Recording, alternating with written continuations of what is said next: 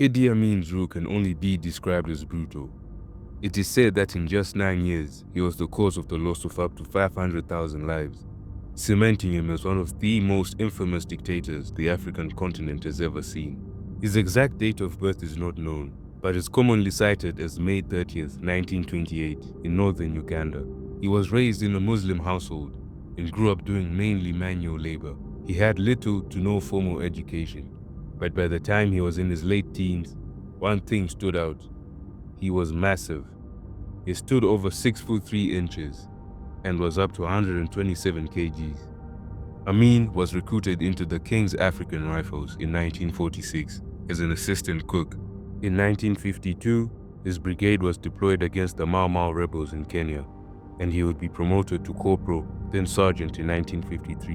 In 1959, he would become Afande, the highest possible rank for a black soldier in the King's African Rifles. Although being a formidable soldier, he was not the brightest person, with one officer saying, quote, "Idi Amin is a splendid type, but virtually bone from the neck up, and needs things explained in words of one letter." In 1960, the Ugandan government was dealing with mass cattle theft in the northern regions of Uganda. They would send the army to restore order with Amin in charge, but instead of investigating and policing, Amin and his forces would beat civilians, torture people to death, execute those accused of cattle theft, commit mass murder, dump and bury bodies, leaving villages traumatized. Amin did not face any backlash, and this event marked the start of his reign of terror. Following Uganda's independence in 1962, Milton Obote would become Prime Minister and Kabaka Freddy would become President, and Amin would be promoted to Captain, then Major, in 1963. He would then become Deputy Commander of the Army in 1964, and in the following year, Commander of all armed forces. In 1965, Obote and Amin would be implicated in a deal to smuggle gold and ivory out of the Democratic Republic of the Congo. The deal was alleged to help troops opposed to the Congolese government trade ivory and gold in exchange for arms supplied by Idi Amin.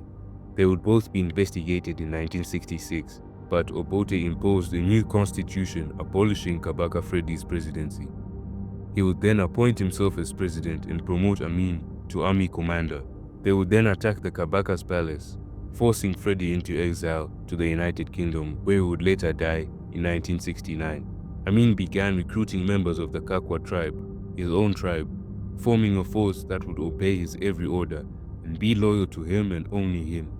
A rift would develop between Amin and Obote after Amin found out that Obote planned to arrest him for misappropriating funds. Amin staged a coup in 1971 with the help of Israeli agents. While Obote was on a trip to Singapore, his troops would seal off the airport and take over the capital, blocking major roads and surrounding Obote's residence. Obote and some 20,000 people would flee to Tanzania, seeking sanctuary from Amin. In 1972, these exiles would attempt an invasion, supported by Tanzania, to overthrow Amin.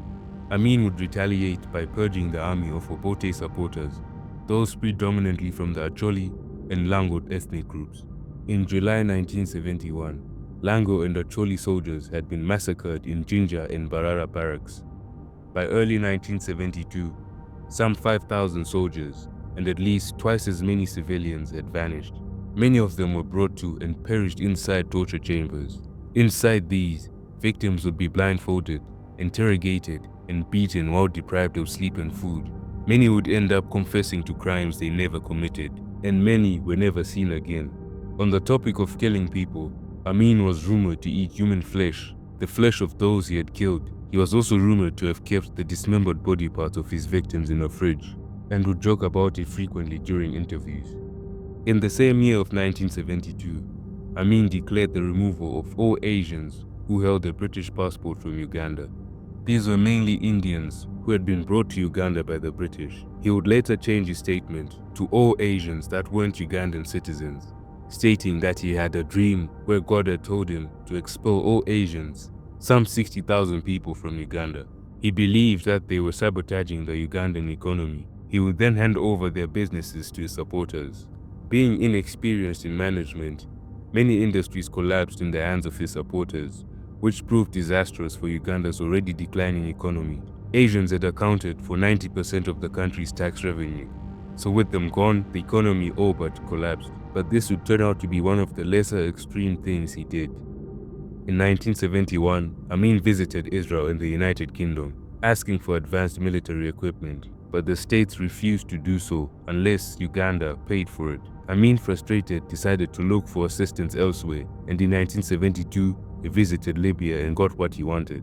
Fast forward 4 years to June 1976. Air France Flight 139 got hijacked by members of the Front for Palestinian Independence. After relations between Israel and Uganda broke down, Amin allowed the plane to land at Entebbe airport. The hijackers demanded the release of other members of their group in exchange for the release of the plane.